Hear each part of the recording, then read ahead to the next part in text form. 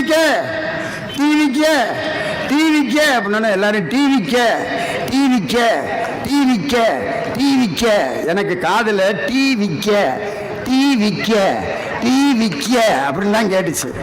2026 நீங்க எல்லாம் டிவிக்கே தான் போறீங்களே ஒழிய எங்கள் திராவிட முன்னேற்ற. திமுகவினுடைய பேச்சாளர் திண்டுக்கல் லியோனி ஒரு பொதுக்கூட்டத்தில் பேசும்போது டிவிக்கே தேர்தலுக்கு பிறகு இவங்கெல்லாம் டிவிக்கே தான் போறாங்க அப்படின்னு சொல்லியிருக்காரு. மாற்றுக்கருத்தே கிடையாது, உண்மைதான், மாற்றுக்கருத்தே கிடையாது. தமிழக வெற்றி கழகத்தில் இருக்கக்கூடியவர்கள் டீ விற்கிறவங்க, ஹோட்டலில் வேலை பார்க்குறவங்க, ஆட்டோ ஓட்டக்கூடியவர்கள், எலக்ட்ரீஷியன், பிளம்பர், விவசாயி, இந்த மாதிரி எளிமையான தொழில் செய்து தன்னுடைய குடும்பத்தை காப்பாற்றக்கூடியவன் மேக்சிமம் தமிழக வெற்றி கழகத்தில் தான் இருக்கிறான். தேர்தலுக்கு பின்பாக இல்லை, தேர்தலுக்கு முன்பாகவே அந்த தொழிலை செய்யக்கூடியவர்கள், தேர்தலுக்கு பின்பாகவும் அதை செய்கிறதுல எங்களுக்கு எந்த மாற்று கருத்தும் கிடையாது.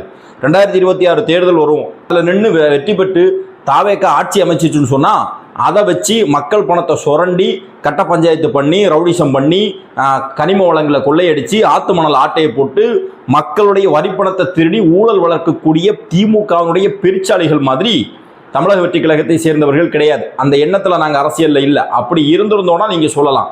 அதனால் 2026 தேர்தலுக்கு பிறகும் தமிழக வெற்றி கழகத்தை சேர்ந்தவர்கள் டீ விற்கிறதுக்கோ ஆட்டோ ஓட்டுறதுக்கோ எங்களுக்கு எந்த விதமான சங்கடமும் கிடையாது.